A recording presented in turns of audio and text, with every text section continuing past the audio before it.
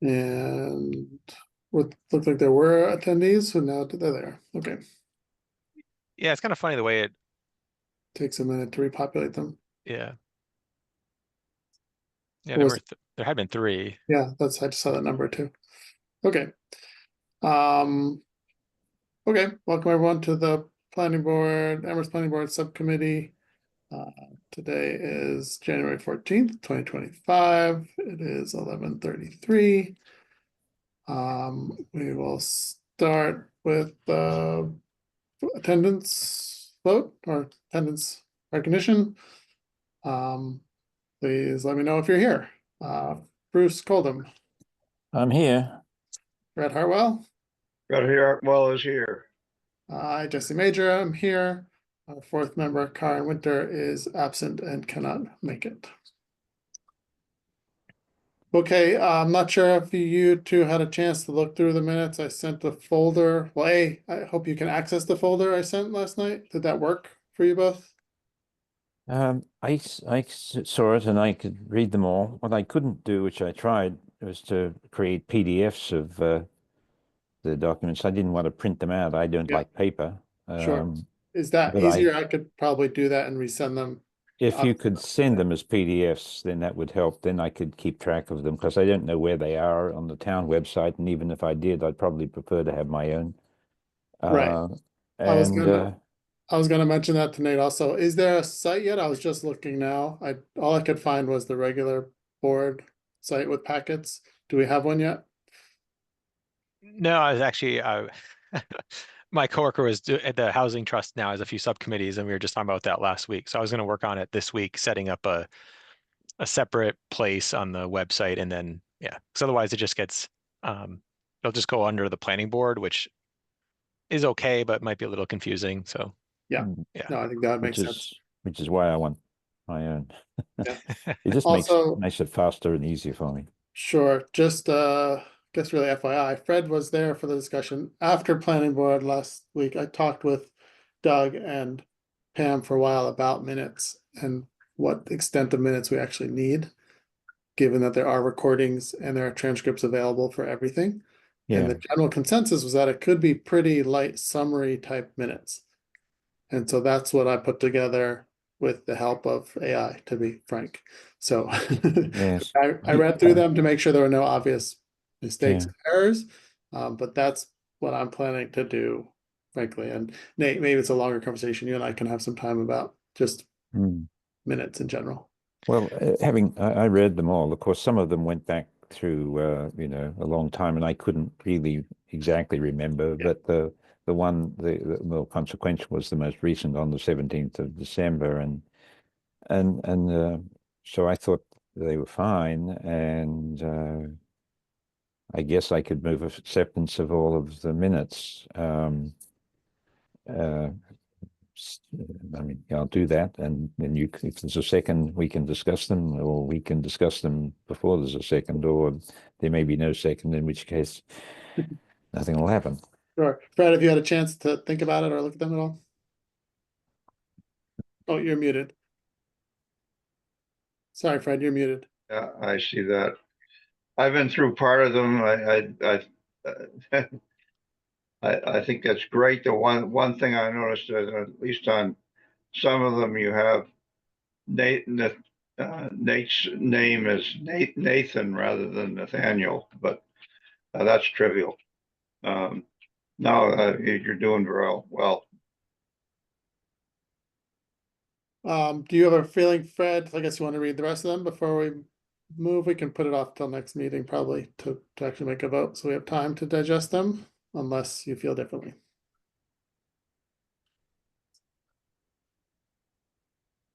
While Fed's thinking, there's one comment that I would make on the January 14th minutes. Sure. And it has to do with this business of uniqueness. And I remember I had a fairly strong feeling that Amherst was unique. It's been recorded in item 2, unique housing needs, and then in item 3, unique housing market. And I don't think that's not what I said. Yep. Basically, my point was that the town itself is unique and that we build our case from there.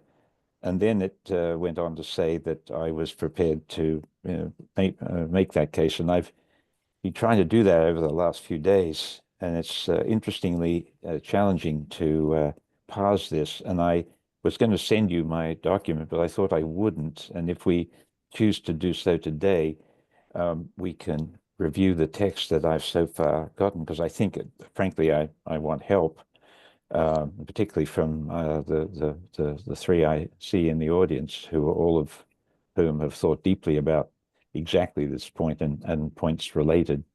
So firstly, I think the minutes should be amended to focus on the uniqueness of the town rather than the housing.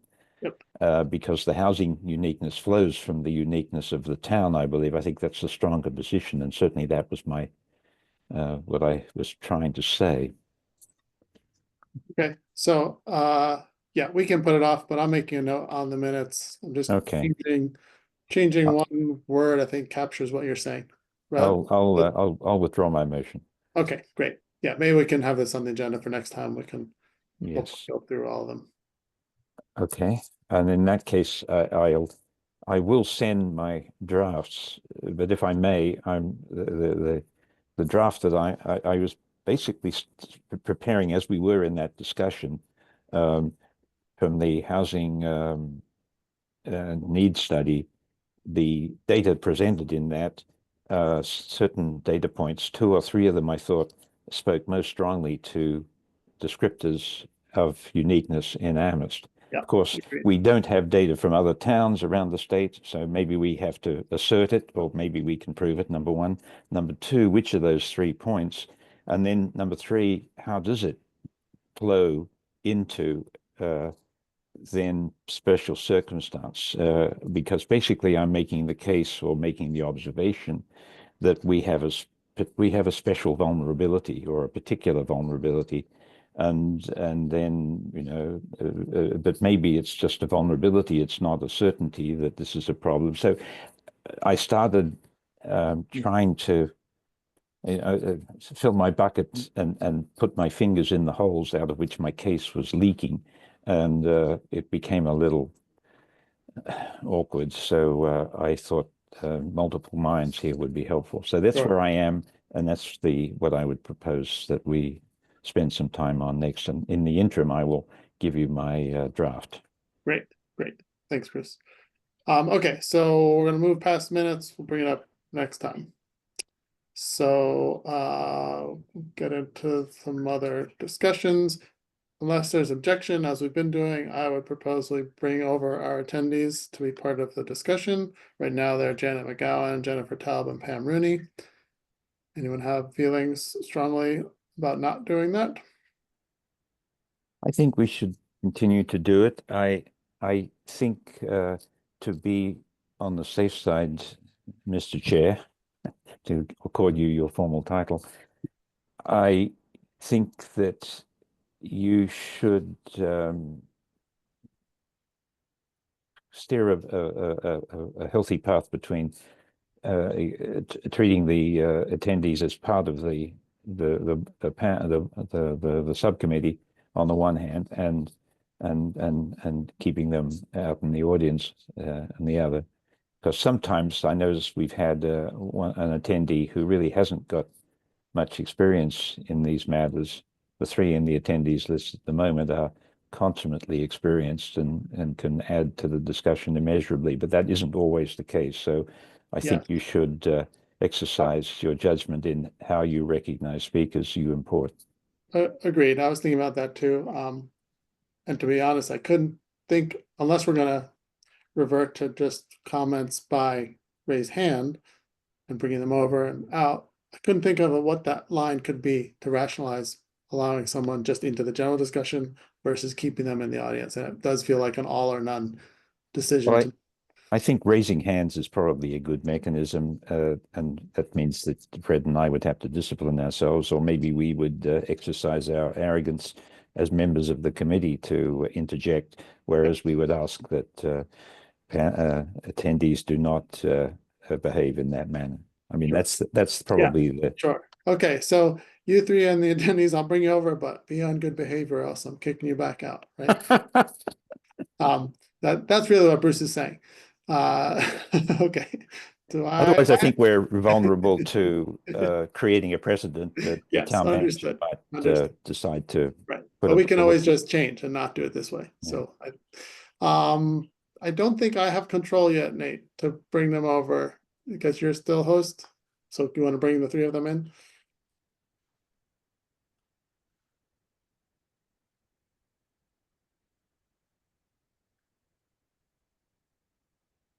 Yeah. Hey Jesse, I'd made you co-host, but maybe let's see why that would be. It doesn't matter. Okay, yeah. There I did try that. Great. Bring them over, yeah. Yeah. Looks like 2 Pam, out of 3. Jennifer here. I'm sure let's assume Janet's on the way. Yep. Okay. So I was hoping we could talk first about footnote M. This came up last time. And I was hoping we could not have a very lengthy discussion, but rather a concise discussion, because at least when we last talked, we were all pretty much in agreement that we'd like to maybe suggest a change. So yeah, maybe Fred, you want to start us off with what you think the change should be and just briefly why? Well, this is, and by the way, a little bit of history. When I wrote footnote M, this table had footnotes A through L. And so the next letter of the alphabet available was M.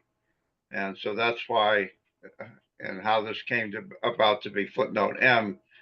And now all the interceding, almost all the interceding footnotes have gone to other places. And Thank you. I thought it was for major, so thank you for clarifying that. yeah, no, there was until, I don't know, 10 years ago, there were footnotes A through M. And then a bunch of them all went away. I wasn't part of that at all, but M is still there. And I guess what the general resident zoning district does in general, in terms of the table, is 12,000 square feet for the first, and then 2,500 for each additional. And that works extremely well in many neighborhoods, including mine. I spent considerable time researching this, and what it does is it addresses the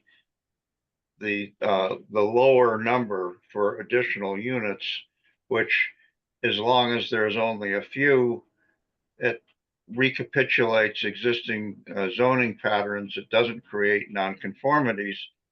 But then if you've got an anomalous parcel, and Jesse, the one that comes immediately to mind is the one on the,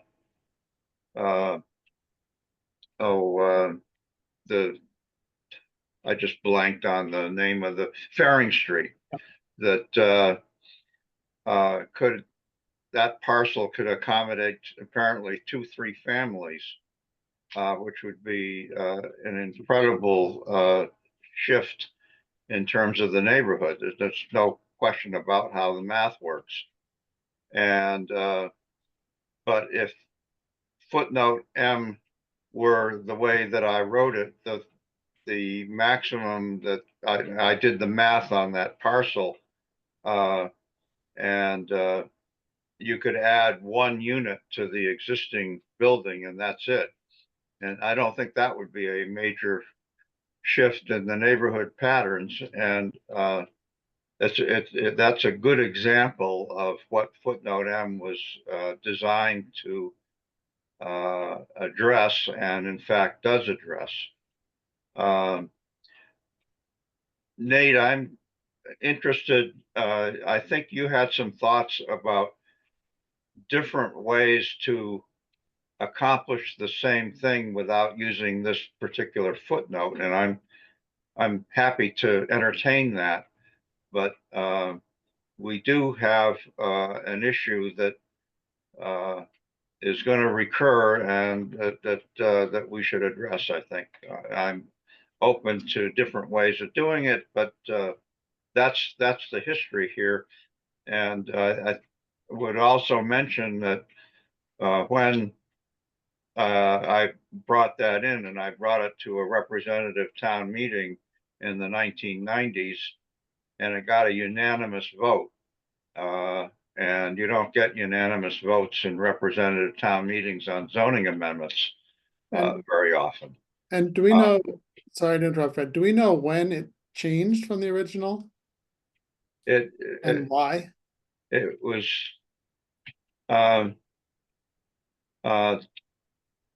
Tucker, who preceded Chris Brestrup as the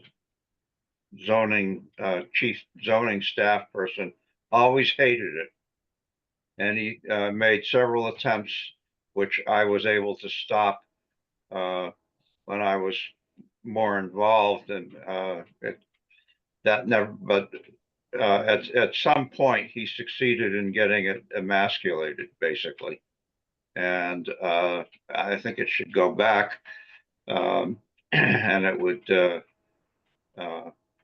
certainly have a significant impact. But anyway, as I said, Nate, I'm happy to discuss other ways to approach the same thing.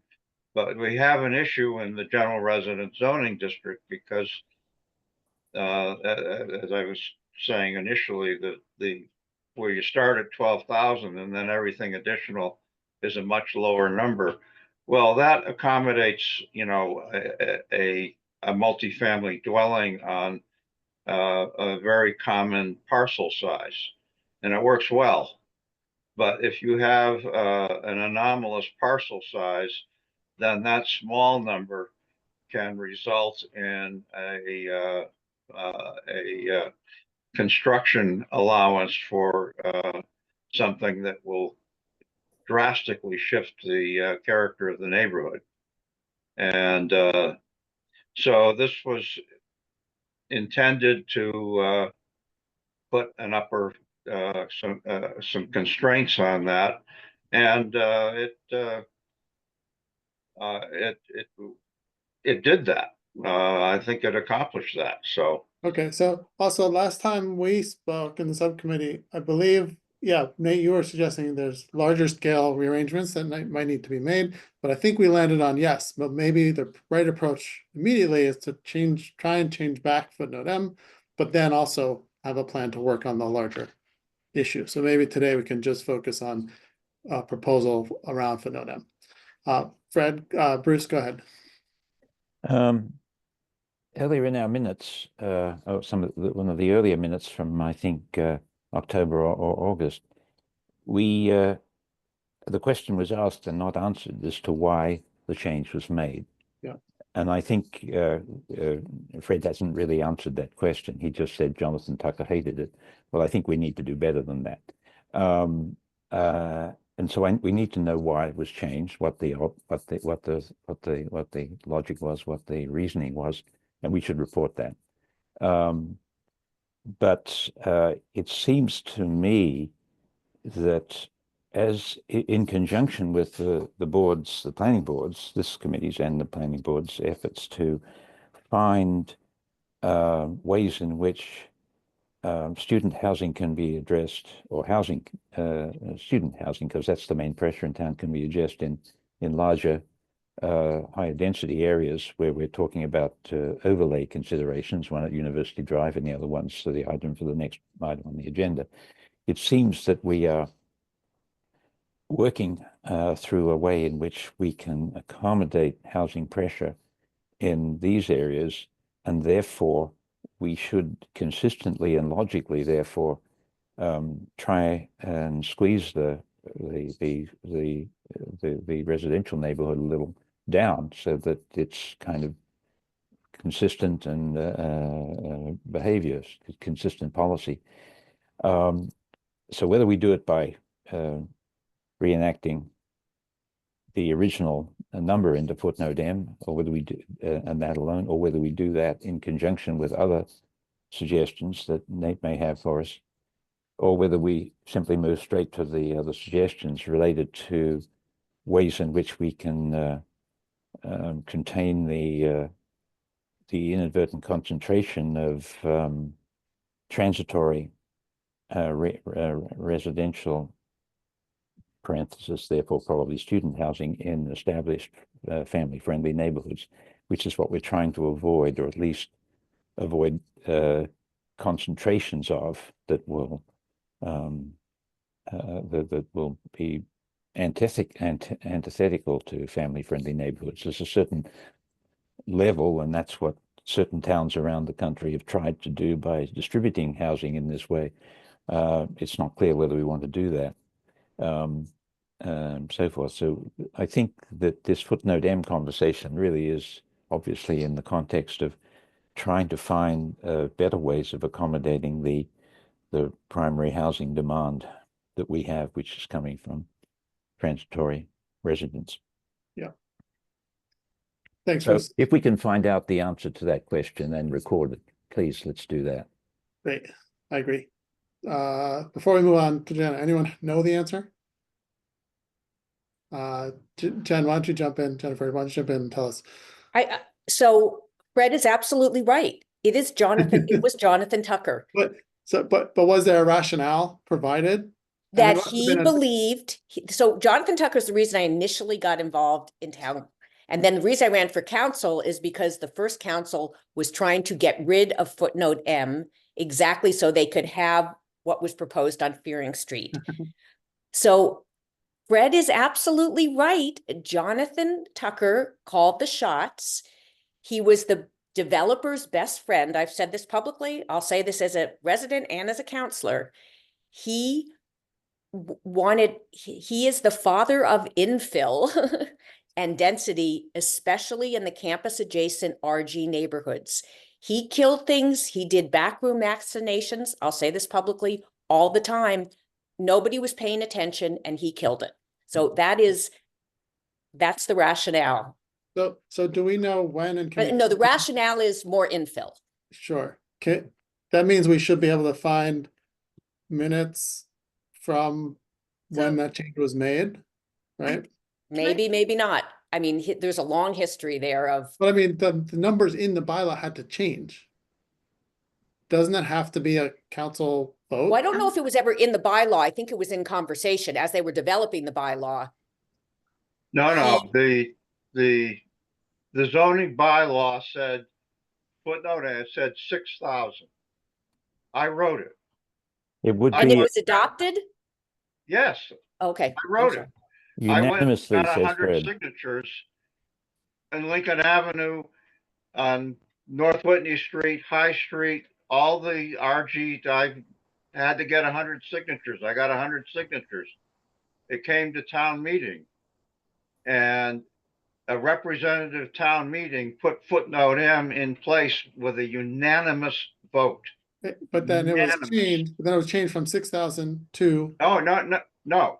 I'm talking about from nothing to Right. No, I instituting. understand that. Yes, But then, and to change. So that's what it was for 15, 20 years. It was 6,000, and somehow under Tucker, 6,000 became 3,000. But that's an amendment to the bylaw. There has to be a paper trail on. that's what I was getting at. 4,000. So did it go back to town meeting for the change? Well, I don't know. I don't know if it was. I don't know when it happened. Whether it was Okay, so was it sorry. council or town meeting? I don't know. It would Janet, have to go go ahead. to town meeting. Yeah. It would have had to go on to town meeting. If it went to town meeting, there would be a date, there would be an article, Right. on the warrant, and there probably is a report from the planning board justifying or explaining the change. So we just need to know the date that it was changed, which Chris has been able to dig up or give me approximations of dates pretty well when I've done that kind of research. It's not hard to do. It's very, you just need to know kind of when. Right. And So, you kind of- I, Yeah. sorry to add, I found, the only thing I could find with the Google was March of 2021, a letter in the Indy from Ken, actually. So that must have been the time when it was changing, because the article is saying we should preserve footnote M, no? Oh, it I don't changed think so. before that. In 2021, the council was trying to get rid of it altogether. Okay, okay. It was definitely a town meeting thing that predated me and town And- meeting. So my question though is so can we get rid of footnote M? And just change the dimensional regulations for additional lot area / family square feet to 6,000? And that would cover any kind of multifamily unit. Would that just be the cleanest thing to do? Is like, I hate these footnotes, but can we accomplish that by just, and this is kind of a question for Nate, really. If we just said 6,000 instead of 2,500, got rid of the little a and the little m, would that be the same thing as the original footnote M? That would create massive nonconformities. There's a very good reason why this is set up the way that I set it up. And that's to try and avoid creating nonconformities, but still put a limit on the kind of development that this followed a development at the end of High Street that the Zoning Board of Appeals, I think, made a mistake on and granted a special permit to. It went all the way to the Supreme Judicial Court. That the legal challenge failed. I said, okay, then we are going to address this politically. And that's why it was in there. You want the first couple units at 2,500, or you're going to create all kinds of nonconformities, which is not something that I would prefer to do as a matter of policy. So if we just adjusted footnote M back to 6,000 square feet, two questions.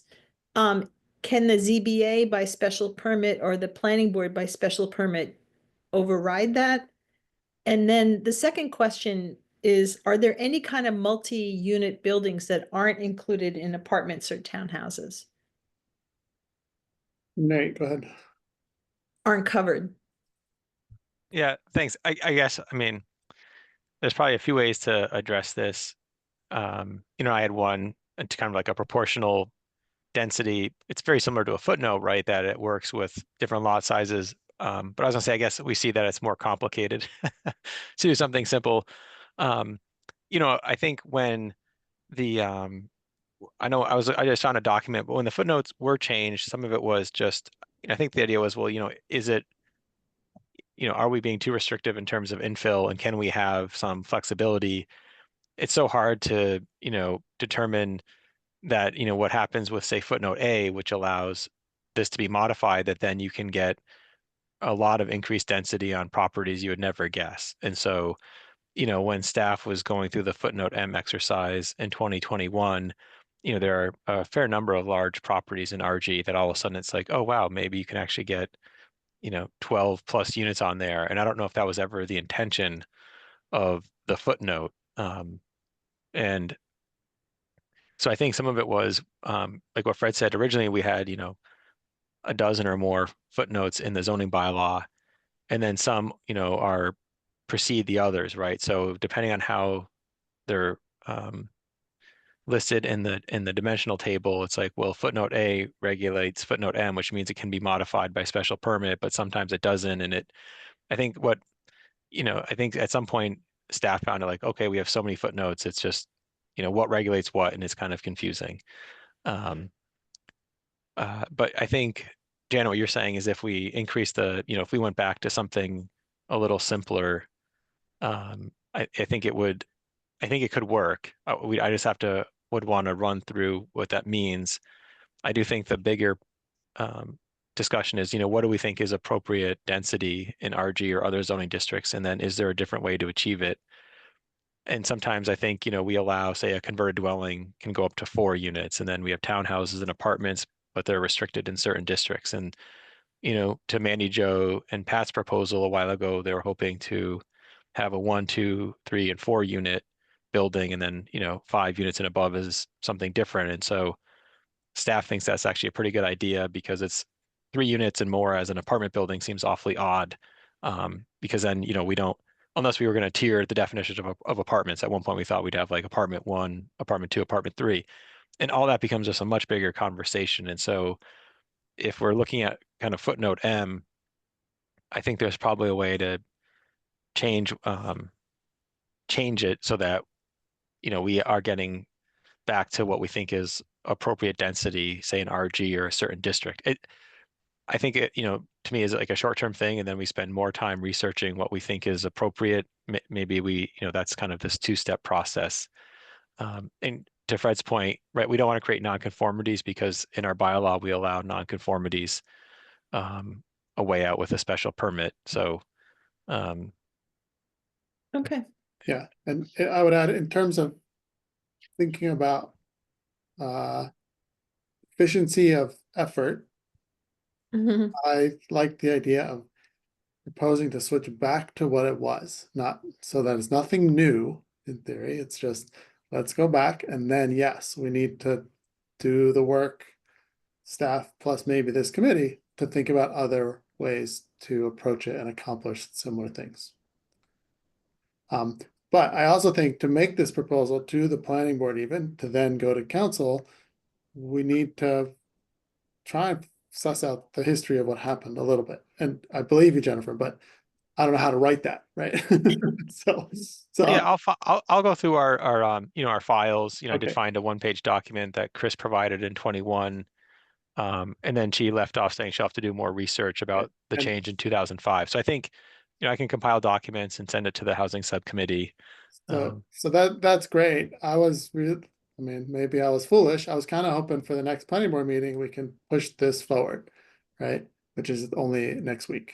So I think, yeah, I mean, I will say the next planning board meeting, we have 422 Amity's coming back for site plan review, University Drive, Fort River Elementary School, construction well, logistics, that's a lot, is what you're saying. and one other, yeah. There's a lot All of right, well, maybe agenda items. then February 5th, or I don't know. Yes. Anyway, I'd like Yep. to try and move this piece. It feels like a small bite we can hopefully move forward quickly, right? Just to give the rationale to the full board to then hopefully have a vote. Yep. Okay, Jennifer, your hand was up. Yeah, just quickly. So I actually, I guess I stand corrected in that I didn't realize that that the 6,000 square feet had actually passed. I thought it was Jonathan Tucker advocate, the change before that happened. So I would actually be interested in knowing exactly how it went from the 6,000 to where it is. But I also think, because there of course will be resistance to going back to the original footnote M, but since we have the ADU bylaw will have to be changed, and we can now have ADUs by right. So so it will be balanced. If we go back to the original footnote M, we can still expect to see more housing because of the new state legislation. So I think maybe as a way to couch it to those who will present it to those who will resist this. Yeah, thank you for that. Agreed. Yeah, I was just going to mention, sorry, that the way the state's writing it, ADU, it's a protected use under 48 Section 3, and it won't count towards density. And so, even with our footnotes, I'm right, there will be more housing, but if, say, a single family wants to have an ADU and then use our bylaw to create other units, the ADU doesn't count towards the additional lot area, whatever we end up having. So, yeah, I mean, the state wants to encourage these units. And on the ADUs, we're kind of waiting, they had a public hearing last week. And so, yeah, I'm curious to see what comes out of that in terms of clarifications, because there was a lot of comments on how the state is going to, and what the regulations will say and how you regulate those. But right now, what they're saying is they're not counted towards lot density. And so, if we have a single family home and then we're like, oh, it's 4,000 or 6,000 for an additional unit, the ADU isn't, is exempt from that calculation. All the more reason to go back, because we will have more housing, Right. but all the more reason. It's an excellent point. Bruce, your hand's up. It is just to return the focus to the Nate, to the determination of why. I think all we really need is the planning board report to town meeting accompanying that warrant item that made the change from 6 down to 4. So if we just get that planning board report, that's all we think we need. Okay, so sounds like, unless there's more discussion about this, sounds like we're all board subcommittee members. We seem to be in agreement of making this change to 6,000. And we just need to put something in shape to bring to the full board. And yeah, so we have another meeting on the 29th. And so I will try and have something written up for us to consider before that meeting, to then hopefully bring it to the planning board in February. Okay, other discussion about footnote M before we move on? Alrighty. Next on the agenda was increasing density at existing multifamily and apartment style places. Nate, do you want to start us off here, or how do we want to approach this? I mean, I was hoping we could start working towards a new proposal. Yeah, And I'm pretty new at this, so I don't even know where that starts. So you Yeah. can help us out. I think we're just going to push North Amherst, just because of, we want Bruce to then really be critical of it. No, yeah, it's interesting. I missed the planning board meeting, but I listened and I talked with Chris, and I it sounds like it's low hanging fruit, just like this footnote, but then there's a lot of complexity to it and considerations. And so, when the town first looked at this, it was presented as part of, kind of almost like a twofold approach in the comprehensive housing market study, increase density in some areas, but then limit it in others. And when this was just discussed in 2013, it was like, let's take all the multi-unit properties around town and make an overlay. And, there's like 20 identified or however many. I think the issue there is that, say the context of each is really important. So, if what's the height, what's the setback? And so, I almost think that if we were looking at, I'll say North Amherst, right? Say from University Village to Meadow Street, it's like that would be a district that would have its own dimensional standards and maybe design guidelines that say would be different than if it were on East Hadley Road or if it was by Gatehouse, Echo Village. And so some of it would be, what do we think is the right place? And then, kind of look at what do we think is then the right setbacks, right? If we allow 5-story buildings, how far back do we want those from the property line so it's not impactful? Do we want 5-story buildings? What the consultant had said is that you'd want a 4 to 5 unit increase, so you're a magnitude of density to make it financially feasible and desirable. Like I mentioned, I talked to one property owner who doesn't seem like they'd be interested just because they don't want to undertake it. The idea would be though, would they partner with a developer who would be, right? And Chris spoke with someone after the planning board meeting or at some point, and they said, I don't think it's really complicated in terms of phasing. And so I think it's hit or miss, but I think it's an opportunity. And so I think some of it would be like, what do we think are, say, 1 or 2 or 3 sites to investigate and then move one forward? I don't think we should do this town-wide and say any existing multi-unit is part of this overlay. I think that becomes, and that was the approach in 2013, and it never actually became a zoning amendment. It was discussed as an idea. And so I think we could focus it on, like 1 or 2 areas and then really say, what's the priority one? And it'd be similar to say what's happening on University Drive. It could be, it's almost like a 40R overlay, right? I think we could model it after there's templates across the state or other communities have done something similar, maybe not calling it like a multi-unit overlay, but we could, see what other communities have done. Yeah. I very much agree about parsing them, and I think North Amherst is the right place to start. Seems the simplest, in terms of at least neighborhood and what's nearby and those kind of issues. I did want to ask is this the right way to go about it? Meaning, if we think there's 4 different clusters of these, do we want to end up with 4 different overlays? Does that make things more complicated? Is that okay? Like, what's your thoughts on that, Nate? Just from sort of bigger picture. Yeah, I mean, I think we could call it like a multi-unit overlay, and then essentially it, there could be each, if we have a few different areas, they can just become part of this overlay with different standards. And so, basically we could like build it out with subsections as we'd go. And so, Oh. the first one would be, we could call it like the North Amherst district. And then, the purpose and there's certain parts of an overlay that would remain the same. Our design standards, our general requirements, and all these other things. But then within each district, we could have, say, different dimensional standards and maybe a few other things. So maybe it's like we can say like, the one district is North Amherst, the second district is whatever, and then the next one. I think we could structure it that way as opposed to saying, we have 7 different overlays if we end up getting there. Okay, Yep. great. Bruce? I agree. It seems to me that, as you said, Nate, first of all, how many multi-unit properties are there in town? Did you say 13, 14, something like that? Well, no one originally proposed there's that many. There's actually a lot more. Okay. It's like, like Hedgerow Lane, up there has some, and Spruce Ridge, and over here, and so it's like all of a sudden it's like you have, I mean, I think Okay, there's probably like 3 dozen or more. depending on how you define multi-unit, but there's places obviously in North Amherst. There's a cluster of them from Presidential, I guess, but certainly University Housing through Puffton and Brandywine and Townhouse. And it may be that the North Amherst concentration is really on the eastern side of North Pleasant Street.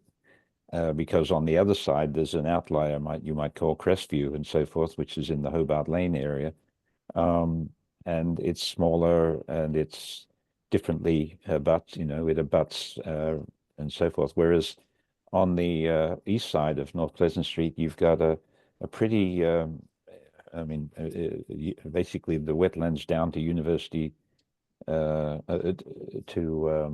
116 is a pretty strong non-populated area. On the northern end, there is housing and so forth, but on the southern end, on the northern end, it's really Meadow Street, and then they come up to North Pleasant. So it's probably one of the more strongly, clearly, and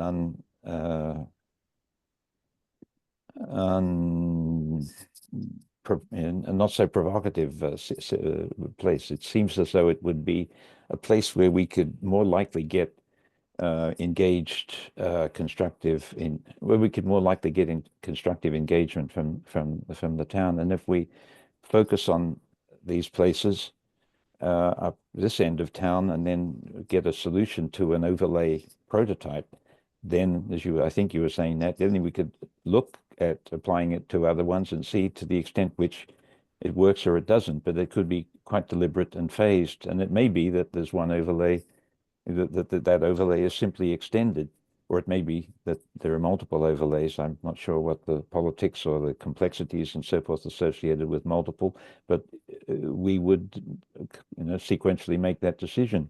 And if multiple was in the best interest of town, even though it was more complicated, we would have arrived at that decision by deliberation.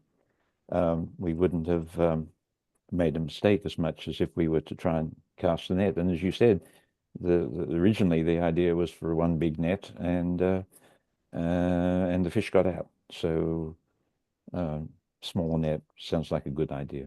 And I think casting the net up this end of town seems like the best place. Great. Thanks, Bruce. Pam, go ahead. Pam, are you there? We can't hear you if you're talking. There you go. Can you hear me now? Yep. Sorry, the brand new laptop, and I clearly don't even have ability to do my own video. So thank you. I didn't expect to be a panelist. I was just going to raise my hand on occasion. So thank you for including us. And I understand the desire to sort of separate audience from conversation.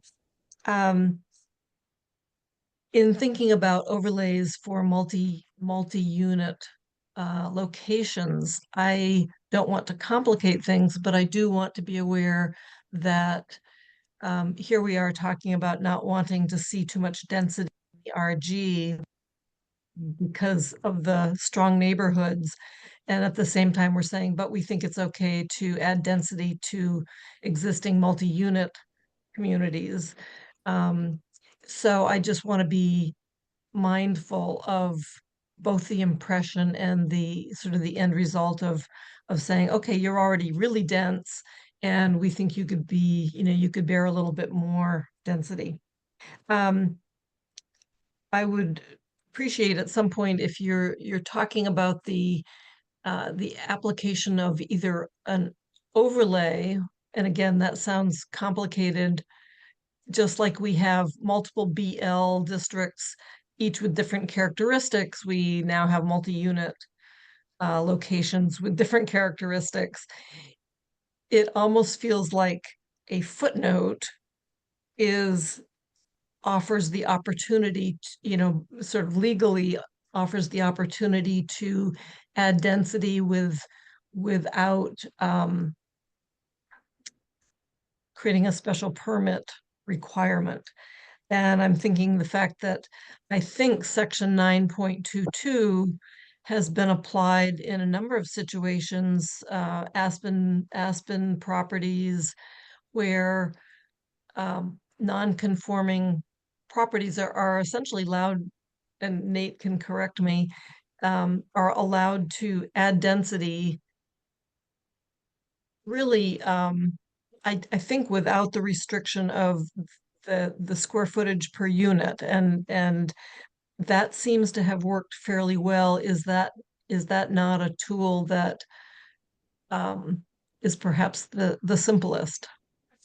Yeah, so quickly, Pam's right. So I think when this was discussed, it looked at what properties are non-conforming now because of the zoning. And so rather than requiring a special permit for this, we could have a little bit more control. I mean, they still could try to do a special permit, which is discretionary, and some developers are not willing to do that. And then actually have an overlay with some more, say design guidelines and more regulation that would be followed. And so I think some of it was based on what the consultant was saying is in 9.22, you can't have it be more detrimental or impactful to a neighborhood. And so I think it's been used a few times at multi-unit properties, but I think it would be hard to say, well, I'm going to quadruple the density and it's not more impactful or detrimental. And so I think the idea is if the overlay could allow that, but with some controls or measures in place to try to mitigate those impacts. Whereas 9.22, I think you can redesign a non-conforming property, even a multi-unit one, but in terms of what, say, we'd be looking for, I don't think, maybe you could get a discretionary special permit, but I think a developer wouldn't undertake that knowing it's a discretionary permit. And so some of it would be, do we want to incentivize certain areas to actually have increased density with some more standards in place? And yeah, so I think looking at smaller areas, as Bruce mentioned in North Amherst, I wouldn't, go to Hobart Lane or Crestview Apartments and do, it'd just be, I do think crossing properties would be important because maybe there's synergy there and actually a better site design if it's not just one property. But yeah, I think there's some, there's big considerations here in terms of how does it work. And if we think we're talking about North Amherst, maybe it's worth talking to some property owners and developers to see if they would be interested. I was also, if I could, am I still on? Yeah, go ahead. The East Amherst area has long been looked at for opportunity for greater density. There's along Route 9, just the spotty, really poorly maintained single-family dwellings that are, I'm guessing, almost entirely rentals at this point. That area along a major corridor, to me, would be an ideal location for, it's not currently a multi-unit location, but it could be an extension of some of those. And I think that's a prime target for us to think about.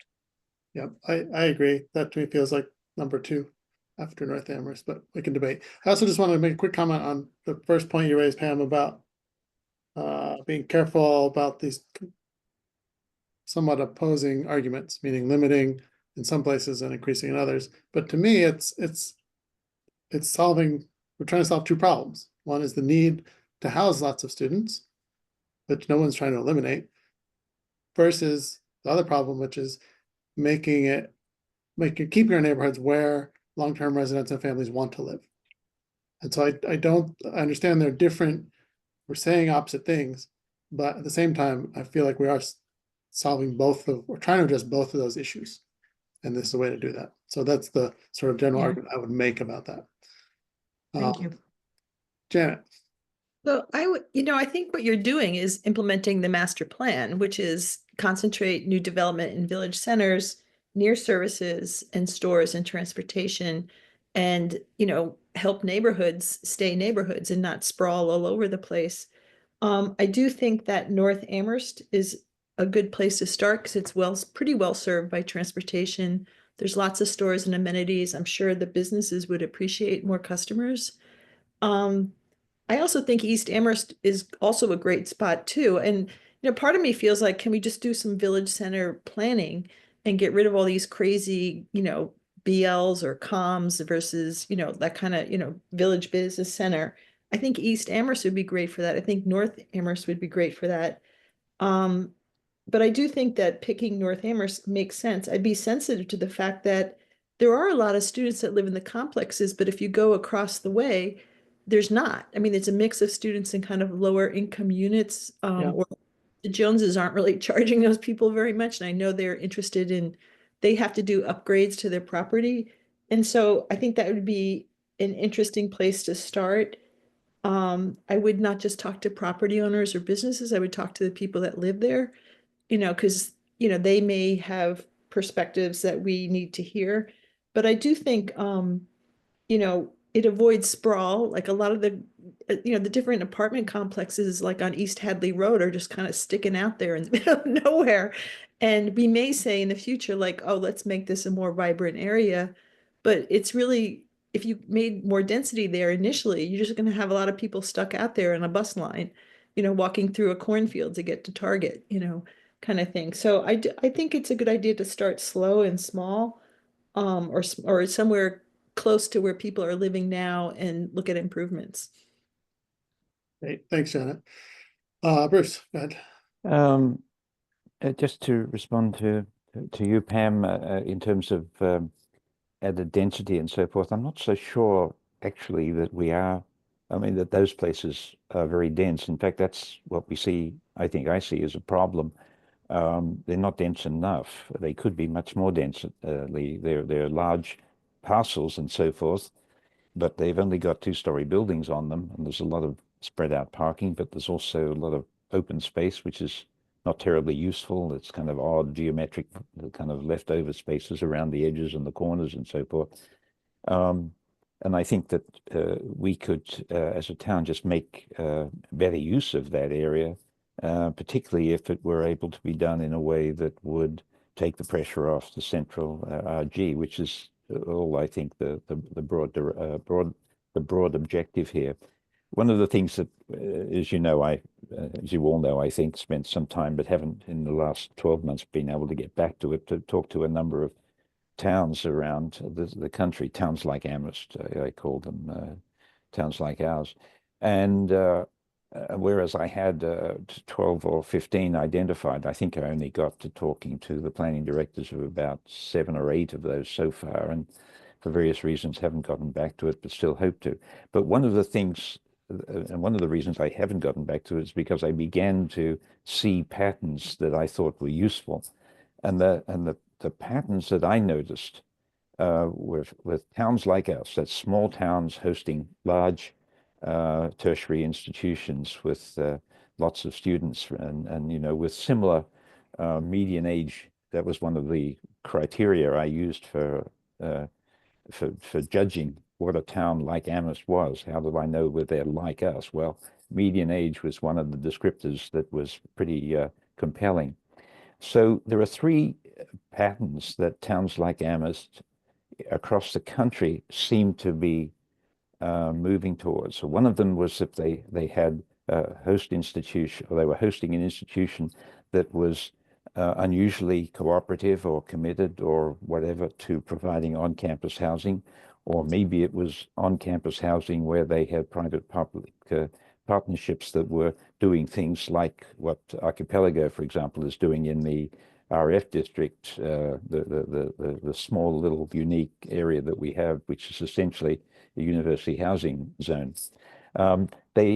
Towns like Charlottesville, for example, had a very healthy engagement by the institution, and a lot of the housing needs were being provided by the institution. That was number one case. The second case or type were the towns like I suppose Orono in Maine, and Newark in Delaware, and I guess Ithaca to a degree, where there was parts of town were designated for high density, and there were apartment buildings were zoned. Now, we of course don't have much zoning for apartment buildings, but other towns do. And towns like Orono, for example, where there's a river that cleaves the town and the campus, and it was a very easy conceptual notion, I think, that town decided to concentrate multifamily or apartment high density on the opposite side of the river to where the main town is. And Ithaca, without a river, has done something similar with their college town. And so the main center of Ithaca is somewhat relieved of the density crush because they've got their a situation like this. And Newark is slightly different, but they are more like us in that they're designating parts of town that were in transition and trying to move them in the direction of higher densities and so forth and so forth. And then there's the third category where they're trying to spread the student population out through the existing neighborhoods in a way that is less disruptive by trying through minimum distancing and student home definitions to avoid disruptive concentrations of students. So those are the three general responses, and it seems to me anyway that having talked to these various places that the number two pattern seems to be the one that is more agreeably suited to Amherst, and that seems to be the direction that we're heading in, and the next stage in that step might be something along improving the or encouraging a better use from our point of view, from the town's point of view, of that precinct in North Amherst, and then then successively other places like it. But that's the logic, I think, at least, which is driving my way of thinking about this. Great, thanks, Bruce. In the interest of time, I only have 10 more minutes, and I thought Karen would be here so we could continue, but if I leave, we'll lose quorum. So bring it back to a little bit of action items. Subcommittee members, do we agree North Amherst is the right place to start with this effort? Don't see any objection. So then I propose that we do that. And then my next question, I guess, is for you, Nate. Is the document from 2013 describing this, is that the right place for us to start working, or is that just not, do you just want to make a new one? Is what I'm asking you. Like, is it worth us looking at that carefully, or do you want to try and put something together totally separate for us to look at? Good question. I almost want to say start over, but maybe next time we could look at the 2013. I mean, it's almost like the U-Drive overlay, right? Or some it's almost like, yeah, take that out of that format in terms of laying it out. Say if there's like a purpose, a vision, and kind of go through it. I think that would be probably my approach. Not, I think the 2013 can provide some information that we can, adapt or reuse, but I think I'd want to structure it in a way that it makes sense today, not Okay, and so then if we're meeting next in 2 weeks, is that too much to put on your plate to ask you to put something together for us to look at? Or should we just plan to look at it together then? Maybe take the University Drive one and just start going through it and talk about what we might want differently. Yeah, I would say the latter approach. I don't know if I'd have time to come Yeah. up with a new idea. Understood. Janet. So Nate, I loved your idea of taking like a good 40R proposal and using that as a template. Like something that was really well designed and came out well. Cause like I was in Quincy at the wrong T stop trying to pick up my sons. And, I think this is part of the buildings next to transit. And it was brutal. I mean, it was like these 3 huge apartment buildings. There was no street light around them. There were no stores around them, and they were just kind of popping up. And I just thought, that's not a good model for anything. And I just thought if you had a good, few 40Rs that you can look and say, this is what we want. And, they'll have design guidelines in them. That would be kind of really terrific to work off of something successful. I thought that was a really good idea. Yeah, I was actually, yeah, I've been looking at a few 40Rs, but I think the state at one point had listed them all, and I was going to do a little bit more research in terms of what we think is a few comparable examples or good examples. Okay. Nate, I have to go. Did you say December 28th is the next meeting? January. January. It's yes, 2 weeks from today, same time. Same time? I'm sorry, no, it's Wednesday the 29th, 25th. not Tuesday. Okay. Wednesday 29th, 11:30. Yeah.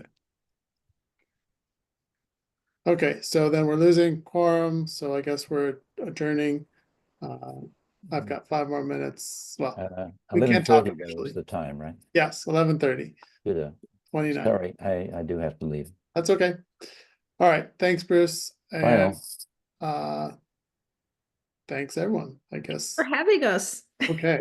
Thank you for having us. We'll be in touch for sure. Good Nate, do you meeting. have 1 more minute? Sure, yeah, I can stay on. Yeah, thanks everyone.